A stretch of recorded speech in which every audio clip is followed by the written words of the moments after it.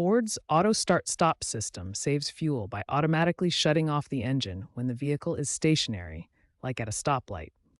However, warnings like auto stop not available can occur, indicating temporary issues. A quick manual restart can resolve these.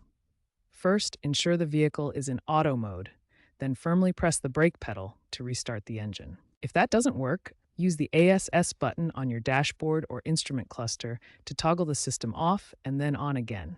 This helps reset it. These warnings often stem from sensor anomalies or low battery voltage. If manual restarts become frequent, further troubleshooting is needed. If manual restart doesn't work, first check your battery voltage. It should be at least 12.6 volts when the car is off. Use a multimeter to test this. Corroded battery terminals are a common cause. Clean them thoroughly to restore functionality.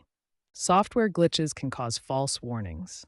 Ensure your Ford has the latest updates through the Ford Pass app or at a dealership. Have a professional perform a diagnostic check using an OBD2 scanner to identify any fault codes. The ASS system automatically disables under heavy loads or extreme temperatures to protect the engine. If issues persist, check for extended warranty coverage, especially in harsh climates.